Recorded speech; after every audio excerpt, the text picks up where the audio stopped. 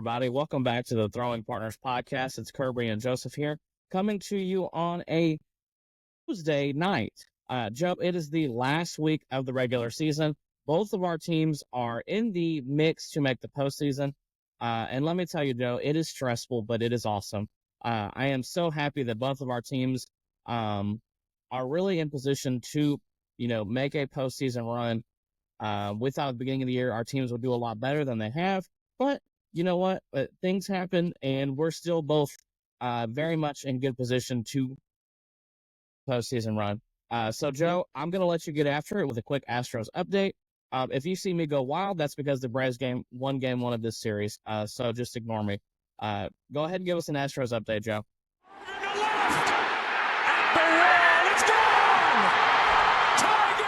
Yeah, so as you mentioned, both of our teams have faced a myriad of challenges over the year. The Astros and Braves have both been dealt brutal blows when it comes to injuries, but someone who has stepped up since a starter has gone down for injury has been Spencer Arrighetti.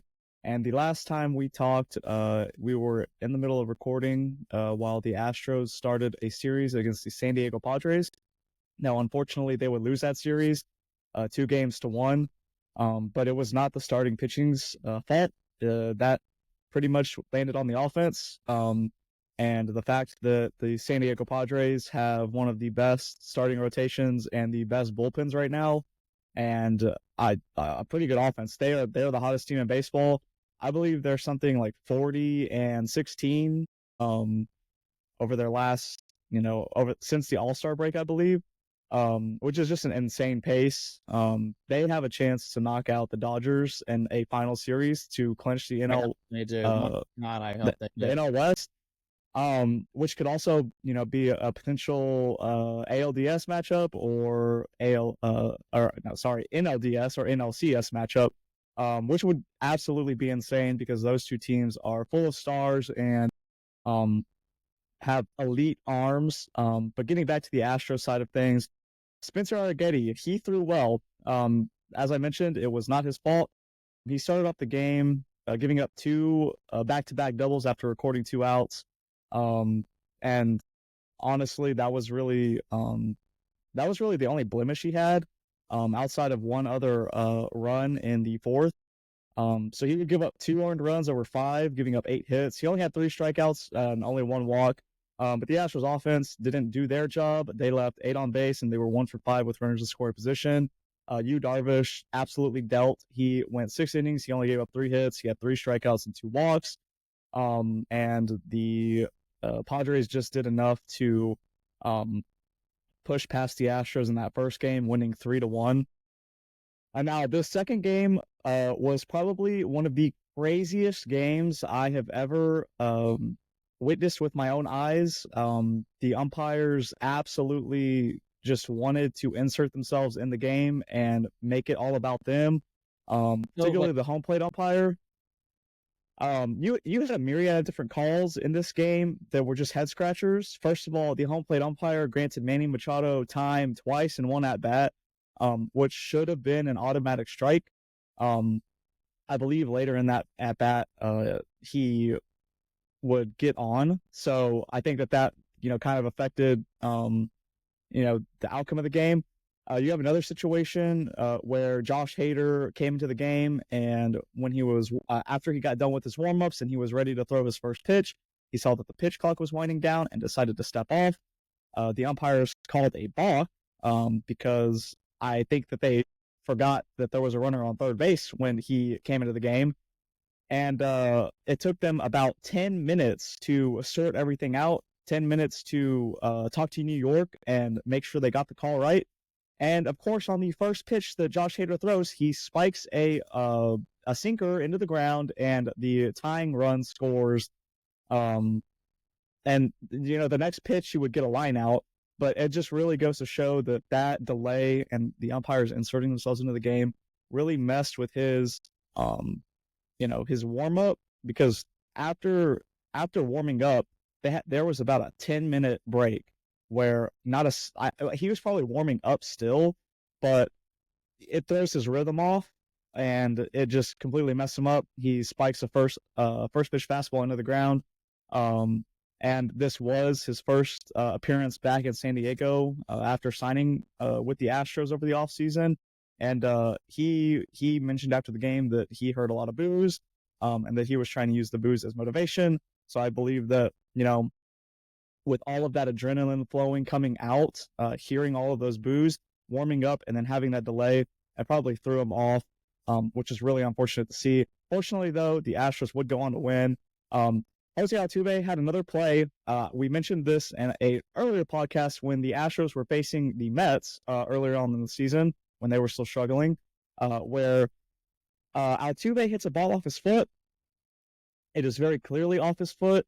The umpire says it's a fair ball. He doesn't run, and he then gets called out because he doesn't run after the players in the field make the play on the ball.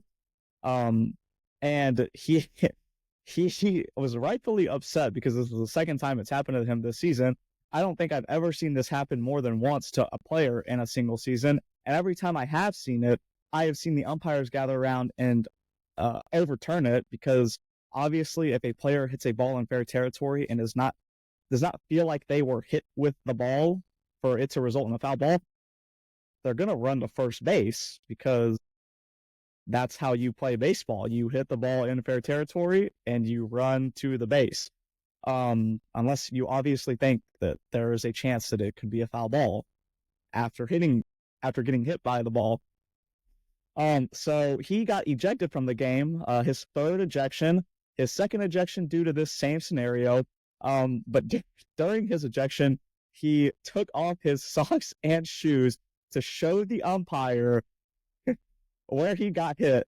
And that was probably the funniest thing Jose Altuve has ever done. He has done some pretty funny things. He is a horrible base runner. He had that one game in Kansas City where he was a triple shy of hitting for the cycle, and his helmet flew off and tripped him up. That was also another funny moment from Altuve. And that was another base running thing. But that has got to be by far the biggest troll to an umpire I've ever seen, because it was clear as day that ball hit him in the foot. He got ejected, and you know what? I'm going to say it. I don't think the Astros win that game if he does not get ejected, because after the Astros would take the lead in the 10th, Hector Neris would come in to the Manfred Ball extra innings game, and he would immediately spike a first pitch as well into the ground, putting that runner on third base. The winning run was on third base. And he would then go on to get a strikeout and I believe a pop out. And with the winning run the game tying run on, I believe at that point they had runners on every base. I believe the bases were loaded. Yes, the bases were loaded because another crazy play happened, where Jerickson Profile was hit by a pitch, and he wasn't actually hit by the pitch. A replay shows that he wasn't hit by the pitch, but because of his reaction to a ball coming up and in, the umpire granted him first base. He was upset because he wanted to hit in, the winning run. There was runners on first and third at that point, and he wanted to be the hero in the game. But unfortunately for him, he would not, because after review, they would still award him they would still award him the hit by pitch in first base. And he was pissed off, chirping all the way down the line, and even after the game ended, which would be a couple pitches later, because Manny Machado would come up and he would hit a stinger right up the middle where Gray Kessinger was at. Gray Kessinger, someone who hadn't played in a big league game since I believe it was like June 11th, comes into the game. That ball off of Manny Machado's bat was about, I believe, 103 miles per hour. He made an insane backhand, sliding play to get the final out. And like I already said, I don't believe that Altuve probably would have made that play if he was still in the game.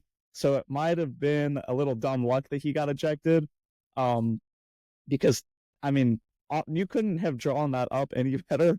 And they always say in baseball that the ball always finds you. It found Jose Abreu a lot during the season, whether it be an at bat or in the field when he was struggling. And it found Gray Kessinger that night. But luckily for the Astros, he is very smooth with the glove, and he was able to secure the victory for the Astros. And then moving along, after that crazy win for the Astros, they would unfortunately drop the last game of the series against San Diego. They would lose 4-0, getting shut out. Dylan Cease only gave up 2 hits over 8 and a third innings. He would have 5 strikeouts. Framber Valdez went 7 innings, only gave up 1 run. And then Caleb Ort came in, and he gave up back-to-back home runs to the heart of the Padres lineup. That was a test from Joe Espada, trying to see if he could trust Ort to get, the heart of a lineup out. And unfortunately, he did not pass that test. And he's someone. Timeout. Breaking news. Take game 1 against the Mets. 1. Awesome. Or to stop and say that. Awesome. It's all that in a minute. Breaking news. That's game 1. All right, we're good now. Go ahead. So, no, you're good. So that was a test for Caleb Ort, and unfortunately, he did not pass. He's been throwing the ball really well since he has been called up. But unfortunately, I do not think that he has really proved himself to be in those high leverage roles. Although he does have that crazy swing and miss on his fastball, he has, as of late, been not so effective. And I will talk about one of his last outings, which was yesterday in a little bit. But the Astros would get shut out and lose 4-0, losing the series against the Padres. And then moving on to the Angels at home, where they would start the last 2 home series of the season. And the Astros would win the first game 3-1 against the Angels. I'm not going to get too much into this game. Yusei Kikuchi has done what he has done as an Astro. He has won, which this is going to sound crazy, but I kind of want him to, if the Astros clinch today, I want him to lose tomorrow, because he is 9-0 as an Astro, and I know that is not sustainable. So I would like him to get the loss out of the way tomorrow, his last start of the regular season, so that he can go into the postseason. Because players regress to the mean, and his regression should come soon, statistically speaking. So if the Astros could win today, I am okay with Yusei Kikuchi losing the game tomorrow with a drunk Astros lineup. He pitched well. He gave up 5 hits, 1 run. He had 1 walk, 1 home run given up, but 9 strikeouts. And then the bullpen, Hector, Abreu, and Hader came in and shut it down, all having pretty much clean innings. The only reliever that gave up a hit was Brian Abreu, and he gave up 1. The Astros would then play the next game against the Angels, and they would win 9-7. Justin Verlander pitched horribly, and unfortunately, I do think that this was one of the last starts we will see Justin Verlander have in an Astros uniform. It was his last home start, probably of his Astros career, unfortunately. He will make his next start in Cleveland, and he did come out and say that after the game, he believes he rushed back from the injury, trying to be an asset for the team. And unfortunately, he just has not looked good since coming back, either mechanically or, whatever. He gave up 6 runs. He had 4 strikeouts and 1 walk. And it's really unfortunate because the way that he started the game, he looked like vintage Justin Verlander. He looked really sharp. But after that second inning, it just went downhill. He only pitched 4 2/3, and he got a standing ovation from the Minute Maid Park crowd coming out, as they knew that this was probably his last home start as a Houston Astro, which again is really unfortunate because I think he has solidified himself as the greatest Astros pitcher of all time, winning 2 World Series, winning 2 Cy Youngs, throwing a no-hitter. I don't think there's anybody up there with him, career-wise as an Astro. I mean, if you talk about, overall, I think you could say Nolan Ryan is the greatest pitcher to ever wear an Astros uniform. I think Justin Verlander has had the best overall career as an Astro. Um, and it is really sad to see the way that things have ended with him. But the Astros offense would go off, and they would win 9-7. I'm kind of hoping that the Astros can kind of re-sign him over the offseason, but he is going to have to get healthy. He's going to have to retool himself, and he's going to have to take a team-friendly contract. I'm sorry, he's not getting paid ace money anymore. He's got to take team-friendly deals because, quite honestly, at this point in his career, he is a back half of the rotation starter. And I kind of am looking forward to seeing how he retools because he is not going to be able to blow hitters away anymore, like he was in 2023 or 2022. He is going to have to be more of a finesse pitcher, working more east and west instead of north and south, dotting up corners and dotting up the edges. And he's going to have to turn into more like a Zach Greinke, Greg Maddux type if he's going to be successful in this game any longer. I don't know what his market is going to look like. Like I said, he knows that he's probably not going to make the postseason roster or the postseason rotation. He mentioned that after his start, he said, look, I haven't given the Astros, evidence that I can be effective, and I haven't given them a reason to put me on the roster or in the rotation. So he knows what his reality is. And once again, it is unfortunate because this is a legend in the game, and it would be really sad to see this be the final few outings for him because of the way everything has transpired. But the Astros, they would win the Angel series. The offense would pick up Verlander in that game, and then they would pick up Blanco in the next game, winning 10-4. And Ronell has pitched great all season. He's going to be somewhere on the postseason roster. He's not going to be on the rotation, but he will be innings eater potentially, or coming to a clean inning and high leverage situation. I know that sounds redundant, but late innings, maybe not late innings, but middle innings. If a starter can't go that long, but the game is close, he will probably be that guy to get maybe an inning or two worth of outs. So it's good to see him continue to stay hot. The Astros would then lose the last game of the series, 9-8. I was going to talk about this in more detail, but I have kind of rambled. So let's just say that Josh Hader absolutely blew it. He crapped the bed.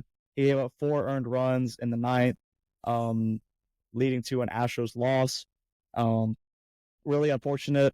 And moving on to the Seattle series, all of this happening while Seattle lost the series against the Yankees, won the series against the Rangers, but lost the last game of that series on Sunday, dropping the Astros magic number down to 2, leading up to the Seattle series, meaning the Astros only have to win 1 game to secure the AL West. And I went to the game yesterday thinking that the Astros could clinch, wearing the Space City uniform, which was the officially the last time they will wear that uniform.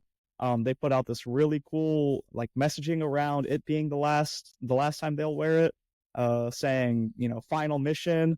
And unfortunately, they failed to launch because the Astros would get absolutely dominated by Bryce Miller, only giving up 2 hits over 7 innings. He had 5 strikeouts. The Astros would only score 1 run, which was a Jason Hayward home run late in the game.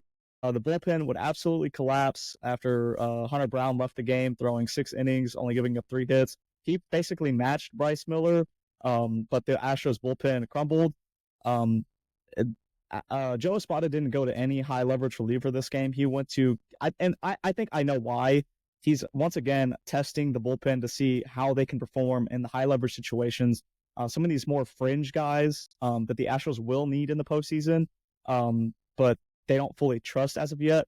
And Caleb Ferguson would come in, and he would only get 1 out. He would face 3 batters and only retire 1 of them. He gave up a run. Caleb Ort came in. He pitched 2/3 of an inning, and he technically didn't give up a run, but he was in the game when one of Caleb Ferguson's runs came in. Brian King didn't pitch well. He gave up 4 hits and 2 runs, and then Seth Martinez pitched just about the same, giving up 3 hits and 2 runs. These are all guys that the Astros are going to have to rely on in the postseason. And they did not really give me any confidence in them moving forward. Now, they still have one game, which they're playing right now, and then a whole series against Cleveland to, kind of sharpen up. But Seth Martinez hasn't been good as of late. Caleb Ort had that little, spat with the Padres, and then that little, dust up with the Mariners last night. And then Caleb Ferguson hasn't been really that great. I don't really like him in the Astros bullpen. I'd prefer Brian King, which he didn't also pitch well last night, but that is what it is. I think that he overall will be better than Caleb Ferguson. Moving on to today, the Astros, with another chance to clinch, have Framber Valdez on the mound, facing Logan Gilbert. And the Astros would take a early lead against the Mariners with an Alex Bregman home run. The Mariners would then follow up with a solo shot, tying the game on a Polanco blast to the Crawford boxes. And then the Mariners would bounce back in the third inning, scoring 2. But the Astros would come back in the fourth, scoring 1. And then just before we started recording, Jason Hayward, after colliding with the wall in left field, comes up to bat with a runner on and hits a 2-run home run, putting the Astros on top of the Mariners 4-3 in the bottom of the 6th. So that is where we are at right now. As Kirby did with his team, I will do with mine. If the Astros clinch while we are recording, I will go bananas. And this will be a special clincher because it will not only be against Seattle, who led the AL West at one point by 10.5 games. It will be special because of all of the adversity the Astros have faced this year, from an injury standpoint, from a slow start standpoint. It will be special. It will probably be the most meaningful division they have won since 2017. I'm going to say that. The 2017 team, the Astros hadn't won the AL West or their division in 15 years. So that was obviously really special. That was the jump start to the World Series run. And I was in attendance for that. And this one would just mean a lot because of, like I said, all the adversity the Astros have gone through over this year, coming back from the depths of hell, and doing it against the Mariners would be really special. So I will be watching that as Kirby gives his Braves breakdown. Joe, thanks for that Astros update. Mine's going to be short, sweet, and to the point because there's a lot of things that happened this week that I really want us to talk about. First of all, the Braves played 2 series between Tuesday through Sunday. They won both of those series, but I'm not sure it's quite enough. They played a series against Cincinnati and a series against Miami. They lost the first game of those series, but would win the second and third game both of those series. All some real positives, once again, from Spencer Schwellenbach. In Game 2 against the Reds, this kid went 6 innings, only gave up 1 earned run, had 2 walks and 5 Ks. After his performance that he just got done with tonight, where he went 7 innings and only gave up 1 run, Joe, I think he is the number 2 starter if they make the postseason. Chris Sale to start Game 1. I want Spencer Schwellenbach to start Game 2. I want Max Fried to start Game 3. I don't care that this is Max Fried's last year. I want to go Sale, Schwelly, Fried. That's how I want the postseason rotational lineup if they make. Schwellenbach is confident. Every time that they ask the kid, hey, how did you feel after the game? Or how do you think your stuff looked? You know what he says? He says, I am confident in my stuff. Has that dog in him, and I love listening to him talk. He doesn't sound like a rookie. He sounds like he's been playing in the league for 4 or 5 years. He never seems to get rattled. Mention, he's really athletic. For those of you who didn't know, he played shortstop at Nebraska, and they converted him to a pitcher. So he is extremely athletic, and he's in good shape. He's already at a career innings, like a career high in innings pitched for a year. But I don't care because his stuff still looks great. Game 3 against the Reds. The Braves won 15-3 in an absolute blowout. They hit 4 3-run homers. I sure wish that like 2 of those would have been in some other games throughout the year, because that could have really helped their record. but that was kind of cool to see at Great American Small Park. I know Matt Olson doesn't want to leave because that ballpark and him, they're just besties. He loves hitting there. Um, One concerning thing is Chris Sale looked a little gassed. Now, granted, it was a day game, but he made it through 5 innings. And now he's getting an extra day for the Mets series, so he is completely and 100% well rested. I am hoping that that helps him because when he was on an extra day of rest earlier in the season, it really did help him. Then let's see. Okay, so it's the first game against the Marlins. They could not get the offense going, which really sucked because the Mets also lost that day. But we did see Max Fried pitch a good game. He went 6 innings, gave up 2 runs. Only one of those was earned because of an error by Ozzie. He had 1 walk and 6 Ks. It's exactly what you need to see from Max Fried. Game 3 of that series was a nail biter. The Braves absolutely needed to win. We saw Raisel Iglesias come in and throw 2 innings. He only gave up 2 hits and had 2 Ks. And before tonight, that lowered his ERA to 178. But as of right now, his ERA is actually sitting even lower than that because he closed out the game tonight. And his ERA is down to 176. Iggy has been, besides Sale, probably the most important guy on the pitching staff. There's like 3 guys that I trust on the pitching staff, and he's one of them. 2 are Sale and Schwelly. So shout out to Raisel Iglesias. He was on an unreal run before that blow up against the Dodgers, but even then, that was a fluke. That just doesn't happen with him. He really has never had a blow up with the Braves until that one game with the Dodgers. So I'm glad that they were able to pull that game out. And within 2 games of the Mets, played a game tonight. They won 5-1 in a very crucial series against the Mets. Enough to win this series to win the season series against the Mets. That would make them 7-6 if they go 2-1 in the series. If they go 3-0, they will actually be 1 game up on the Mets in the wild card. I would love for them to sweep. I want Sale to come out and go 7 shutty with 13 Ks tomorrow, and then them be tied. I don't know, Joe. I don't know how the rest of this series is going to go because there's a 100% chance of rain tomorrow. There's a 100% chance of rain on Thursday. Hurricane floating around in the Gulf. That's going to be a category 1 or 2 when it blows through Atlanta. I don't know what happens. My biggest fear, Joe, is that they have to play on Monday in a doubleheader, which is really just going to, I might have to take the day off. I'm not even kidding. But I don't know what I'm going to do because they're supposed to play tomorrow. They're supposed to play Thursday. And they're supposed to play Friday, Saturday, Sunday against the Royals at home, about 2, by the way. Oh, and it's supposed to rain on Friday as well. If they have to play a doubleheader Monday in Atlanta, all eyes are going to be on that series because nobody else is playing that day. They would go immediately, whoever wins would go immediately into the wild card series the next day, which I hate that for the Braves because then we're talking about somebody like Holmes or Charlie Morton, or maybe Max Fried having to start game 1, and that absolutely sucks. I have no idea how the rest of the series is going to go, but I am so glad that they got game 1 out of the way. I hope that the rain holds off for tomorrow, but I'm not counting on it. I need Sale to go out and do what Sale's done all year. He has been lights out. I've talked at length about Chris Sale and how amazing he's been.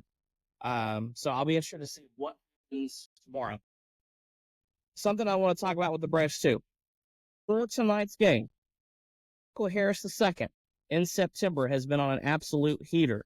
He's hit .319 with a .333 OBP and a .604 slug during the month of September. That's a .938 OPS. And for those of you who don't know, Ronald Acuna's career OPS is right around there. He's not Ronnie, but that is a pretty solid person to have hitting leadoff in his absence right now. He's also had hits or maybe more in 20 games in September. That's great. His WRC plus is probably close to 160 now after today's game. I'm just, man, it's been great to see him really come through. Not to mention he plays gold glove caliber defense on center field. I mean, this guy is unreal out there. He robbed, Ronnie's little brother tonight of what should have been a single. He is just, man, he's great when he's on. He's been having much better at bats. He's hit 8 home runs this month too. If Michael Harris ever hits 30 or 40 home runs, this guy's WAR is going to be somewhere in the midst of 6 to 8, which could put him in MVP conversation. So that is kind of my brief Braves update. Things look good right now, but boy, am I worried about the rain the next 2 days and possibly even further down the road. Joe, what's the next thing you want to talk about?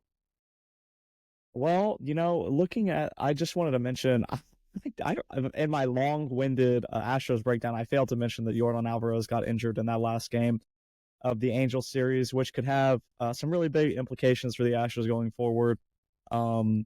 They say that he came back with a sprained right knee, which, if you look at a timeline, it could be anywhere from 2 to 3 weeks if it is a grade 1. But obviously, that's not a timetable that lines up with the postseason. He said that he was feeling better today and that he would try to play in the Cleveland series. But obviously, if they clinch during the Seattle series, they should just rest him. He needs to get off his feet, and he needs to just get ready and rested for the wild card series, because the Astros will officially be playing in the wild card series if they make the postseason. Cleveland has officially clinched the second seed in the AL, and the Yankees have already secured the 1 seed. So that is that. There isn't really much chance for movement outside of the top 3. Actually, there's no chance for movement outside of the top 3 unless Seattle wins out and the Astros lose out. Then that would slot Seattle as the winner for the AL West. But I think the odds of that the odds of that happening are fairly low. But it is the 2024 Houston Astros we're talking about, and anything is possible. So I just wanted to mention that. Other than that, Shohei Ohtani. I know we wanted to talk about that. He went 50-50. He is now the only one in the club. He's over in the club dancing alone on a Tuesday night. 50-50. That's, pretty impressive. Obviously, he's a superstar. He's going to go down as one of the greatest players in the history of this game. It's awesome that we get to watch it. It's great that he is finally going to get a chance to shine on the big stage. I wish it wasn't with the Dodgers, because it was not like the Dodgers needed any other superstars, for them to be on the team. But I'm glad it's not the Mariners. I know that there were chances that, he was talking to them over the offseason, but, the Dodgers irk me as well. He should have just come to Houston, honestly. Jim Crane should have just shelled out. As if... But, 50-50. Yeah, as if he wasn't already leading the NL MVP race. He solidified it by officially making it 50-50 and currently sitting at 53-55. If this guy continues on the same path that he's on right now and goes 60-60, Joe, the internet is going to break. It is going to go wild. It's going to crash. He's already got an 8.4 B WAR and an 8.3 F WAR as a DH, which is just unreal. Joe, what's actually most impressive to me, though, is the fact that he's got 391 total bases. We haven't seen a guy with 400 total bases since 2001. I just created 50-50, and he's probably going to have 400 total bases. To me, that's the most impressive, because he's essentially been able to rest his legs every day being a DH. So yeah, I'm not saying it's easier to steal 55 bags, because you still have to go out and get the work done. But him having 391 total bases, to me, and he's going to eclipse 400. I have no doubt about that. Is honestly one of the most impressive things I've seen him do. And now, granted, this is a guy that also pitches when he's healthy, and he might pitch in this season. Yeah, so I was going to chime in and say that the most impressive thing to me is the fact that he has been doing this while doing rehab for Tommy John surgery. I don't know if a lot of you know what that process is like. I haven't experienced it, but I've heard a lot of people talk about it. It is one of the most grueling injuries you have to rehab to come back from. The process is just so slow, and it is so mentally challenging on the whoever is going through it. And the fact that he is not only doing that while also putting up one of the most impressive seasons as a hitter in MLB history is pretty insane to me. The fact that he is able to day in and day out work on returning to pitch in a potential postseason series, while also maintaining the mechanics of his swing, is so impressive. And I honestly, that is the most impressive part about this season to me. It's not even what he's done on the field; it's what he's been doing away from the lights and the cameras. A really solid point. And Joe, this is a great segue into my next topic that I want to discuss. So Shohei obviously created the 50-50 club. There's another guy that has a very great chance of going into the 40-40 club, and his name is Jose Ramirez. He's currently sitting at 27 homers and 40 stolen bases, with an 850 OPS. What the craziest part about this is, Joe? He is 7th in the American League in B-WAR at 6.0. He's 10th in OPS. He is 6th in the American League amongst position players with a 5.7 F-WAR. His 135 WRC plus is 10th. And he's got 112 RBIs as well on the season, which is actually second in the AL. This might be the quietest 40-40 season we have ever seen. And with that being said, he's not even going to finish in the top 5 AL MVP race. Between, well, let me just start at the top. Judge, Witt Jr., Soto, Henderson, Duran. There's your top 5. And then J-Ram is probably 6th. But like Vladdy Jr. is in the mix. To be honest with you, Joe, I think Scooble should actually be in the mix too for what he's done. Yeah, so, absolutely. So there's at least 6 guys are than him. So there, I mean, he might even finish as low as like 8th. But he is arguably the most underrated player in the whole sport. I absolutely he's probably my favorite player outside of the Braves organization. I really do want a Guardians jersey, especially after he just, gave Tim Anderson the 1-2 Chris Brown. It was great. Oh my gosh. I have loved this guy. I do think eventually moved off a third and maybe he moves to second. Which I think he'll be like, kind of like Ketel Marte. And he'll be an elite second baseman. And then moving on from Jose Ramirez. I saw a clip the other day, Joe. Sorry, I saw a tweet the other day.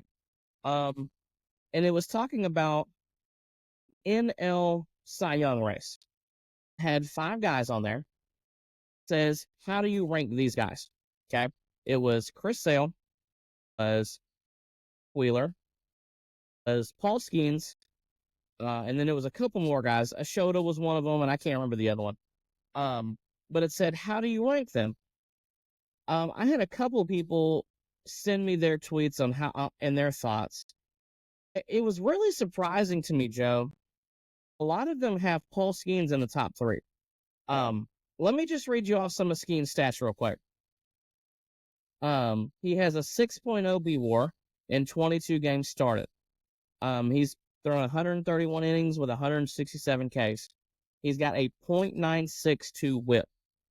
At a 1.99 ERA. Now, obviously, he doesn't have the innings to qualify for the ERA title. He's got a 2.13 ERA plus. He's got a 2.48 FIP. And he's also got a 4.2 F-WAR. Now, since he's only pitched in 22 games, that F-WAR is down compared to his peers, like Chris Sale, Zach Wheeler, Christopher Sanchez, Dylan Cease. But overall, Joe, when it comes to basically his F-WAR per game, if he had thrown 27 to 28 games, this guy would have probably at least a 6 F-WAR. Now, granted, he's only running 22 games. I'm not really sure how I would rank these personally. I still think that Sale is the Cy Young. I'm probably going Zach Wheeler second. But then third for me, it might actually be Skeens. I can easily see Skeens getting into that top 3, especially because we know how much MLB loves to market certain players, and they have been Skeens all year. Um, Yeah. his debut was huge. Um, the All-Star Game start was huge. I mean, all sorts of things. They are really trying to market Paul Skeens. So don't be surprised if he is a top 3 NL Cy Young finisher. And not to mention too, Joe. I mean, this guy here going to be good for years to come. He is very young. He's got electric stuff. He's got like 5 pitches that are elite. He is going to be a stud muffin for the next 5 to 10 to 15 years. Who knows? Um, I mean, honestly, next year coming out of the gate, he will be the favorite to win the NL Cy Young, no doubt. I think he'll be the favorite by a long shot. As a matter of fact, if he stays healthy, this guy's going to have a very awesome career. Um, now, here's the thing, though. When it comes to the Pirates just absolutely screwed Rowdy Tellez out of $200,000. Did you see that, Joe? You saw I that. did. That's really unfortunate. I hate that because he only needed, I believe it was 4 more plate appearances to get to $200,000 as a bonus incentive. That's and my honest that's horse crap. Teams should not be allowed to do that. He has played well enough this year to collect that $200,000. He worked his ass off for that $200,000. And if it wasn't for the Pirates being cheap asses and that stipulation in his contract, he would have gotten that $2,000 or that $200,000. Um, it's Bush League, by a Bush League organization that continues to be cheap and not spend money, and not be good, quite frankly. So that sucks for Rowdy. I really feel for that. Speaking of guys who are no longer playing the game, one of my favorite players officially announced his retirement, and that is Charlie Blackmon. I absolutely love watching this guy play. He played the game so hard. His best season was in 2017. He had a 331, 399, 601 slash line. That's a 1.000 OPS. He hit 37 homers that year. He had 213 hits, scored 137 runs, and had 104 RBIs, mainly out of the leadoff spot, I believe, which is incredible. He had a 5.5 B-WAR that year. His number should be retired by the Rockies. He spent like the better part of 14 years with them. The career 831 OPS guy with 226 career home runs. Charlie Blackmon he's a great guy. He played the game hard. He played the game honestly. And he stuck with the Rockies his entire career, man. They need to build the statue. They need to retire his number. He should go down as a Rockies legend. So shout out to Chuck Nasty. Super happy for him to get to enjoy retirement. I sure hope that he comes back to Georgia. He is a Georgia native. Be kind of cool, especially if you started hanging around the Braves organization a little bit. But other than that, what else? I have a question for you. Promise Yes, not sir. a question. Does Justin Verlander make the postseason roster? So yeah, I already talked about that.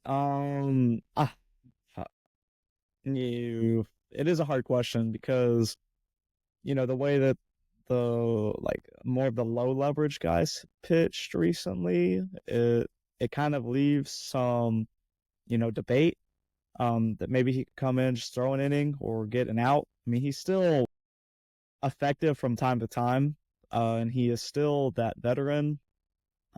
If he pitches well against Cleveland, which it'll be interesting to see what kind of lineup each team is bringing out for that Cleveland series. Now that Cleveland has solidified their spot as the 2 seed, and the Astros will be going in, knowing that they will be playing in a wild card series. It should be interesting. I don't know. I'm gonna say yes, he does. Now whether or not he gets into a game will be something else. It'll probably be like a Colin McHugh 2017 situation where I believe Colin only pitched in 2 games during the entire postseason after having a really good 2017, might I add. So it might be one of those situations. I don't know. We'll have to see because it would be nice to see him go out there one final time in the postseason, collect a couple outs, and actually contribute to what could possibly be a World Series run. And then I do have more thing I was going to say, Joe. How many guys do you trust on the Astros pitching staff right now, particularly in the bullpen? Okay. Wow.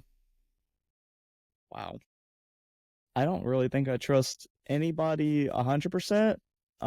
There have been flashes from time to time over the season where I have been completely confident in somebody. And then there have been times where I have not been confident in anybody. Ryan Presley has had those situations. I feel like every time he comes in, he gives off a leadoff double, a little hit on the right side, or not a hit, but a little ground ball on the right side that gets the runner over, and these are all happening in tied games, might I add. And then they hit a sac fly and a run scores. I feel like that's happened over and over again. I feel like Brian Abreu has come in and he has, had a lead and then, or had a tied, come into a tied game, and then he's given up a crucial run after walking the first two batters and then giving up a hard hit somewhere. Josh Hader has had a problem giving up the home run this year at a career pace. Hector Neris is a little bit of a wild card. He is kind of, a wild thing, as you might say. He kind of just throws the ball and it goes wherever it goes. I kind of like Brian Abreu, but a little bit more effective in my opinion than Brian Abreu, especially since, the first 2 months of the season where he really struggled. Since then, he's been really good, but he does tend to fall back into those habits from time to time. He struggles with command a lot. So I would say right now, in the Astros role, I don't trust anybody. I'm scared. The only trust I have is, quite frankly, in the starting rotation, which is a four-headed monster. Or five-headed monster if you throw in Reynel Blanco. But right now, I am confident going into a postseason series, starting Framber Valdez, starting Hunter Brown, starting Spencer Arrighetti, starting Yusei Kikuchi, starting Reynel Blanco. I am confident. I think that going back to that six-man rotation has really helped. Reynel Blanco, he has pitched really well the last two games he's thrown in.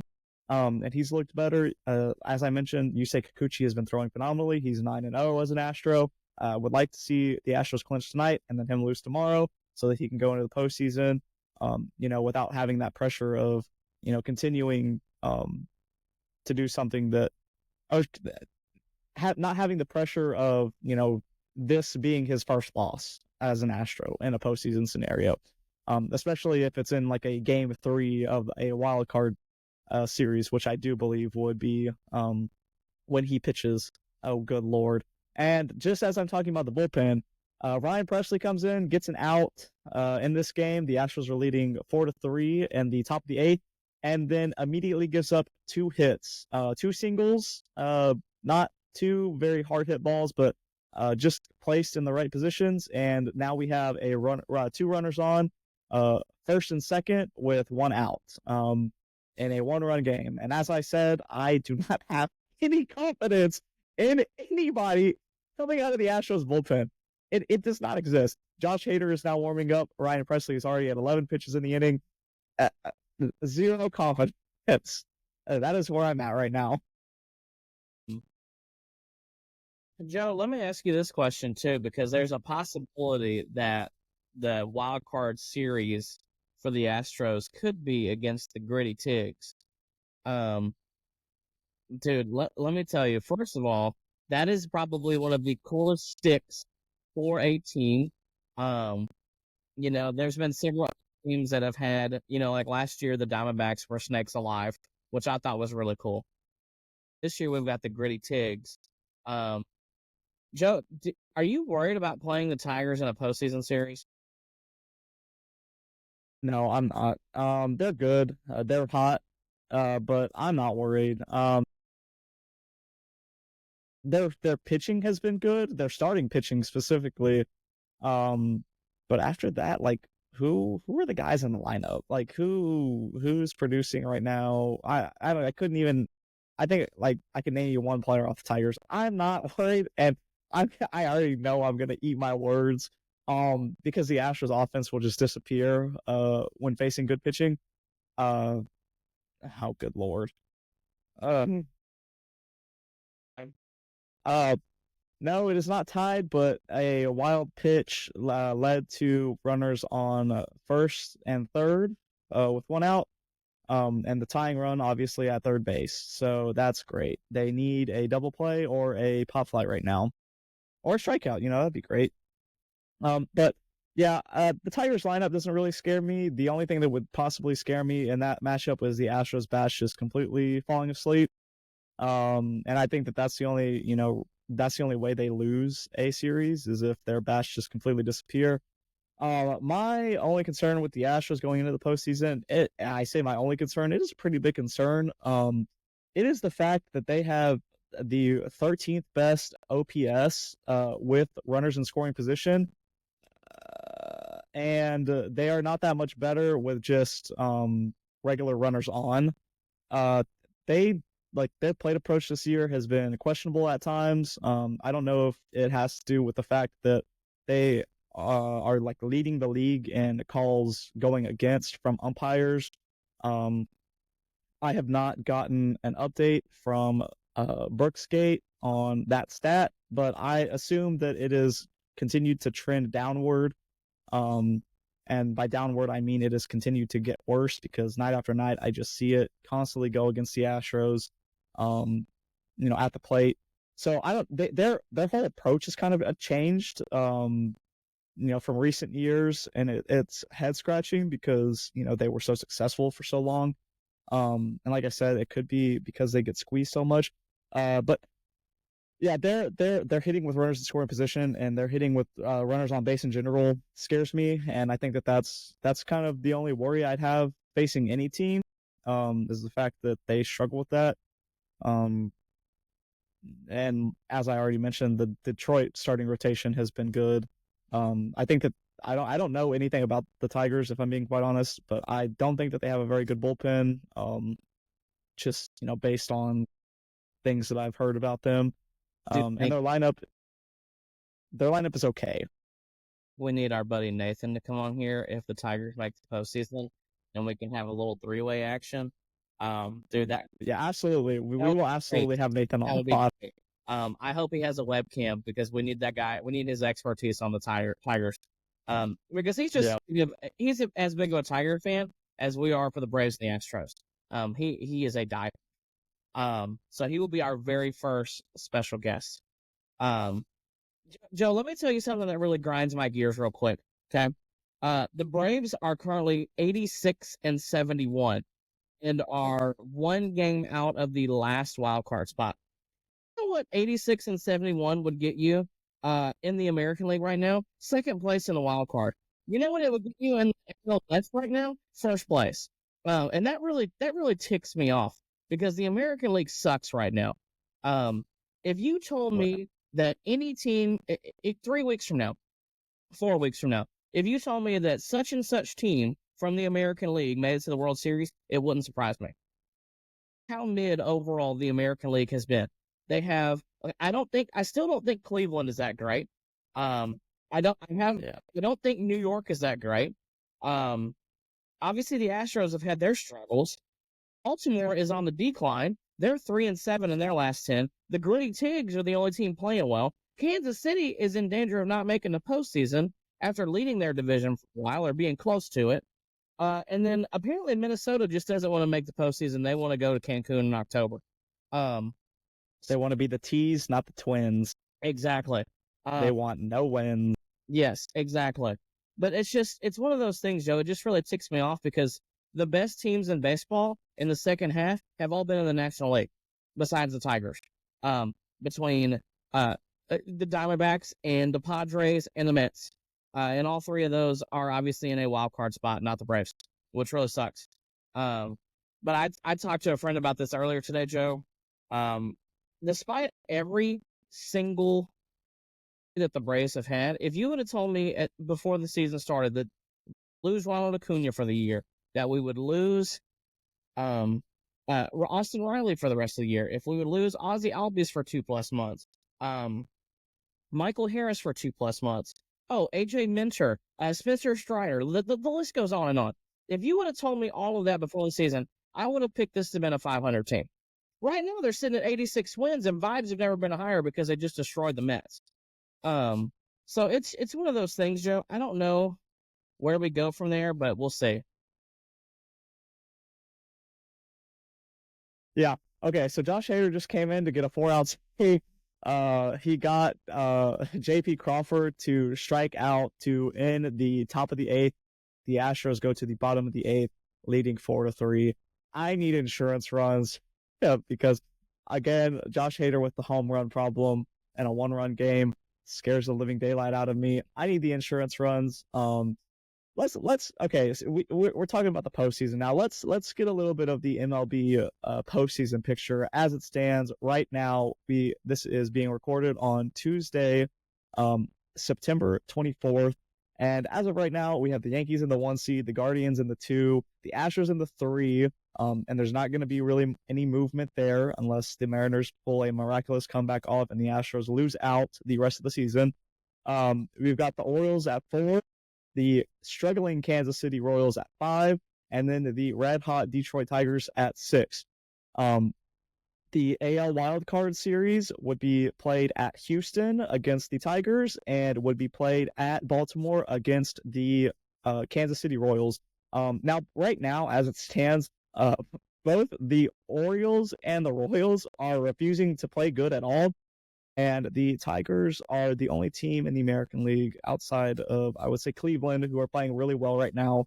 Although I think that, actually, I take that back. I don't think Cleveland has been playing that well as of late.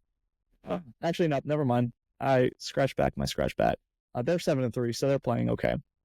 And so yeah, that's pretty much the AL picture. I say that Baltimore is going to take that wild card series just because they do have that postseason experience, albeit very short, and swept last year against the Rangers, but they've been there already.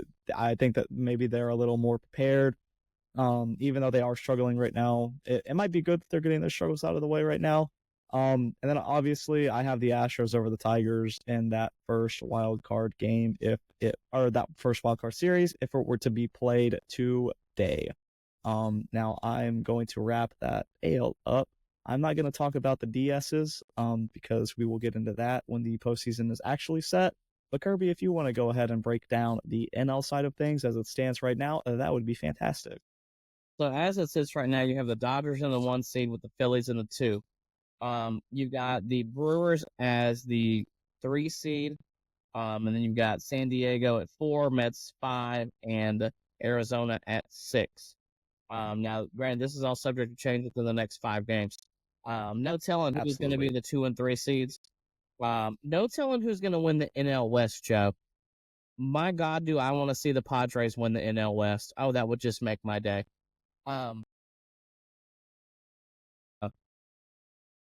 Right now in the wild card series, you would have 6 seed Arizona playing 3 seed Milwaukee. And then you would have 5 seed New York Mets playing the 4 seed San Diego Padres. I'm taking the Padres there, and I'm taking the Brewers in both of those series. The Brewers would then go on to play the Phillies. Interesting. Yeah, I would take the Brewers over the Diamondbacks right now. Diamondbacks aren't playing that great.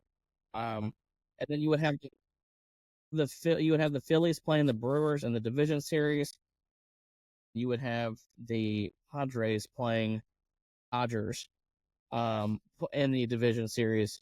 That's the Dodgers' worst nightmare, is playing the freaking Padres, because we just saw that like 2 years ago, and that did not go their way. And then honestly, we could honestly see a rematch of the 2022 NLCS between the Padres and the Phillies. The Phillies are either great or terrible, Joe. They didn't take care of business against the Mets, which really just ticks me off. Because it's like this weird cycle, Joe. You have the Phillies that play like crap against the Mets, the Mets that play like crap against the Braves, and the Braves that play like crap against the Phillies. I don't freaking get it. It's a horrendous love triangle. Okay. Um, and honestly, it's one of those things. It just irritates me to no end. Um, the National League is good. I had to pick a team out of the National League that I thought could actually make it to the World Series. I might go with the Padres. Um, I could go. Oh, I mean, Padres are good. I like the way they play. They've got. No, I'm thinking maybe the Padres. They look really sharp. So 1-4 straight. They're playing good ball. Um, Yeah. man, they're good. They're good. Kind of how the NL wraps up. Is there anything else that you want to discuss tonight? I just want to talk about there's one division that nobody predicted would be, this good. They have potentially 4 teams that are in contention to make the postseason right now. It is the AL Central. And they still somehow have I believe it's like the second worst win percentage as a division. Um, and they only have one team that's below 500. But it is a historically bad team. It is the Chicago White Sox, who are 36 and 120. I did not think that was possible. We are watching something that might never happen again in our lifetime. It's insane that this division the records are 81 and 75, 83 and 74, 83 and 74, and 91 and 67. And their win percentage as a division is below a 500. I think that is absolutely insane. This goes back to my argument that I had at the beginning of the year, Joe. There are several teams that are playing at the big league level right now suck historically bad. Whether that is the Marlins, they suck. Rockies suck. The White Sox, obviously, you just mentioned, horrible. The Angels, horrible. Joe, there's so many teams right now that are so bad, and they have no hopes of getting any better right now either. They're going to be terrible the next years at least. And not to mention too, like the White Sox have obviously had horrible attendance this year. So has Miami. Tampa Bay has horrible attendance. There's so many teams that they are a bad team and they have low attendance. Yet MLB wants to expand. I don't understand that. I would rather us have 8 teams or 27 teams and go. No, it's just I don't think expanding is a good thing. I would rather move those teams. Move Tampa Bay to Nashville. Move Miami to Portland or Raleigh, North Carolina, or wherever. Get these teams out of Florida that Florida doesn't seem to want to support. They can support Disney World all they want, but they can't support freaking the Marlins, the Rays, who are pretty good every year except this year. It's so disappointing. Yeah, unfortunately, I think it really has to do more with how poorly run the franchises are, than it does, with fan attendance. Because with the Rays, you can make the argument that they never pay any of their players. It's always just a bunch of randos that they pull out of a hat. They never have that superstar, and then the one time they do have that superstar, it turns out, oh, he's a pedophile. So that was really unfortunate. They did pay a guy, and then they trade away all of their other stars. Randy Rosarena being, the latest one. And then they were going to trade Yandy Diaz, allegedly at the trade deadline, but they weren't able to work anything out. And then with the Marlins, they have fallen ass backwards into 2 World Series championships, and then immediately tore down and sold. All of their players from those 2 teams. Just mismanagement, ineptitude, from that organization. It's frustrating to watch because they're a state that has 2 teams.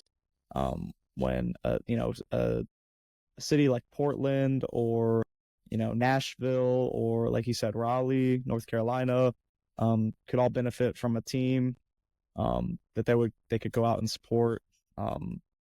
it's just unfortunate because both teams are pretty poorly run in their own respective manners. Because the Rays have been good, but they have their, they don't want to pay their players, and they play in an absolute dump. Now the Marlins actually play in a really nice stadium, but they never, learned how to actually develop talent and then, having them produce at the big league level. Because all of their talent produces with other teams, they don't produce with the Marlins. So Can we talk about how poorly the Orioles have been playing lately? Um, they are sure, they are on a downhill skid. They still lead the wild card at 86-70. They are 3-7 in their last 10. They have really not played well since the All-Star break. I don't see them getting out of the first round, Joe. They're just not playing well. now I disagree because I think that they will be playing a struggling Kansas City team now, unless the Tigers go on to lose a couple of the remaining games and the Royals win. They could obviously flip flop. They're currently tied, but Detroit has the tiebreaker apparently. Um, I think the Tigers would be a horrible matchup for the Orioles because of how hot they've been playing, and they did just win a series up in Baltimore not too long ago. And honestly, in my opinion, that's the best case scenario for the Astros if the Tigers go to Baltimore and the Royals come to Houston, because the Royals have been playing atrociously. But as of right now, it is the Royals at Baltimore, and I do think that the Orioles have just enough in the tank to finish them off for the season. Of teams that are going to get finished off tonight. That is the Diamondbacks, Joe. They are down 7-0 against the Giants. So shout out to the Giants, because I need the Diamondbacks to lose. And Logan Webb is thrown 2 shutty so far, and their offense is going off literally against the Diamondbacks, against Brandon Pfaadt. Shout out. And yeah. So shout out to the Giants helping Kirby's team, potentially make the postseason, and shout out to the Seattle Mariners, because the Astros are 2 outs away from clinching the AL West. And you know what? We might as well stay here. Josh Hader is at 9 pitches for this outing. He's on a 0-1 count against Victor Robles. And Victor Robles just tries to bunt the 1-0 pitch, and he bunts it fouling off to the first base side. That was a horrible bunt attempt. It was up in the air. It was a line drive straight into the dugout net. And he is now at an 0-2 count with Josh Hader coming set as we speak. And it is going to feel so great watching that last out. If he can secure that, Victor Robles just fouled the ball off, so the count will remain at 0-2. Yeah, it's gonna feel really good. Okay, let me say this too, Joe. Obviously, I was at the game on Sunday against the Angels with the blow up. Mm-hmm. That was an ugly loss. Yeah. Yeah, it was. It was ugly because you have your star player go down, and then you blow the game in the late innings. Just all around horrible. But let's see if Josh Hader can bounce back and secure the division for the Astros. Funny too, because I had told Kelsey that I was like, "Hey, your Braves shortstop Zach Neto is a guy that that's a guy I want to see them go get in the offseason." And then he goes off and has a phenomenal game, 2 homers and a double. Yeah, I'll take that all day. Orlando Arcia is not doing that. I got that. Yeah, Zach Neto is.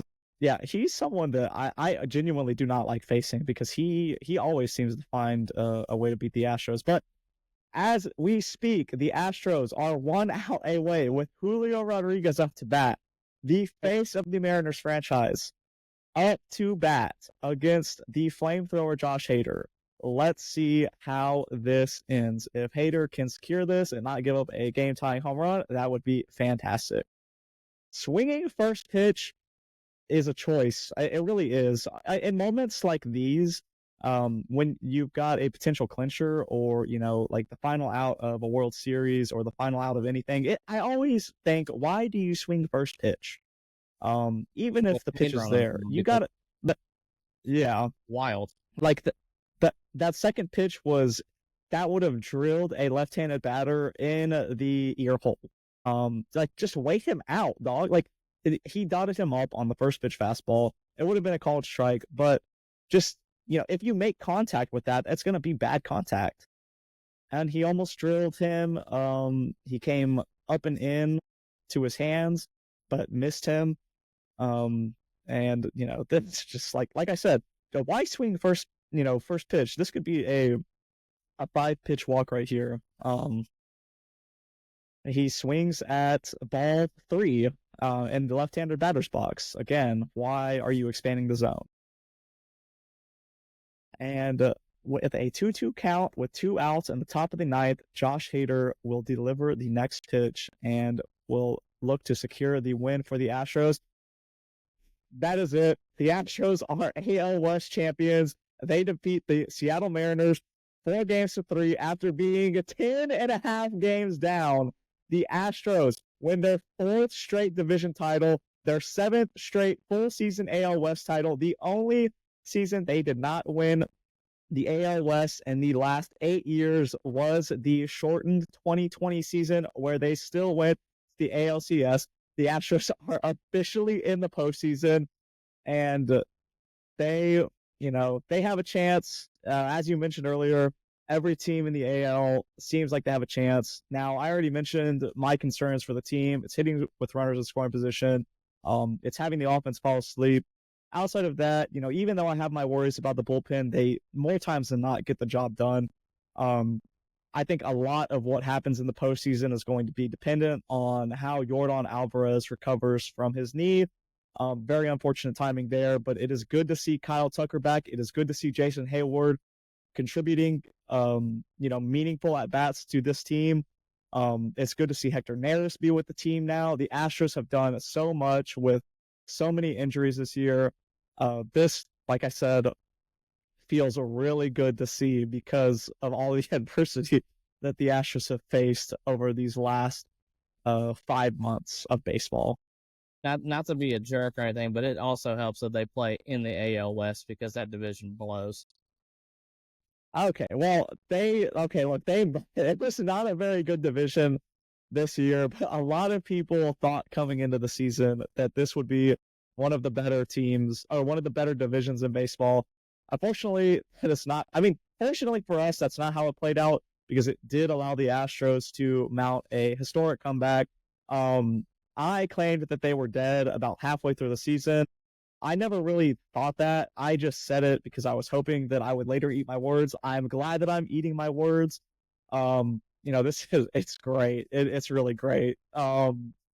It's just, like I said, the second meaningful division title they've won in the last 8 years just because of where they have been at during the season under a new manager, facing all of the scrutiny after the very slow start, dealing with all of the injuries. They have an entire starting rotation on the IL right now. The Christian Javier, Luis Garcia, Lance McCullers, Jose Urquidy, JP France. That's 5 names that you honestly, I would put that over like half of the MLB starting rotations right now. If you're really talking about like teams like, the Cardinals, the Nationals, the Rockies, the Marlins, the White Sox, the Angels, if you put that rotation that's on the IL right now against any other, major league club, I guarantee you that team is winning more games than the others. And that's just kind of the adversity that this team has gone through over this season. Having probably 2 of the worst contracts in MLB on your roster at the same time, being Rafael Montero and Jose Abreu, and overcoming that, having the balls to release both of them, and eat that money because of the fact that it had affected the team so poorly. It's great to see. This is, like I said, really sweet to see. I haven't been happy about a division title in a long time, but doing it against the Mariners and doing it at home and doing it after being down 10 and a half games at one point it feels great. Feels like, Joe, I don't know if you ever watched SpongeBob growing up, but the sweet, sweet victory at the Bubble Bowl, that's what Yep. it feels like. Yep. Is what it feels like. All of those millennials out there like myself. Joe, I think this is a great way to close the show. Would you agree? I absolutely agree. Yes. Well, thanks everybody for tuning in. We really appreciate the support. Our views keep going up on YouTube's, and we really appreciate that. And so do our subscribers. So if you haven't yet, please like, share, and subscribe to our YouTube channel, Throwing Partners Podcast. And then also too, if you don't want to see us on a screen, you can always just listen to us. We're on Apple Podcast, the Throwing Partners Podcast. You can see our icon on there. Do me a favor, go on there and you see our show, please give us a 5-star review. That really helps the show. It really helps boost our numbers and where we rank on Apple Podcasts. So guys, that would be such a big help for us. We really appreciate the support so far. Joe, this time next week, we are going to be doing a postseason show. Doing a postseason show. Yep. Yes, we will. Hopefully the Braves are going to be in that position too, because then we can both talk about it because both our teams are going to be playing on Tuesday. I don't know where we're going to be, but Yep. so thanks again, everyone, Yep. for the support. We will see you on Monday for a postseason review. Everybody, have a good night. See you on Monday.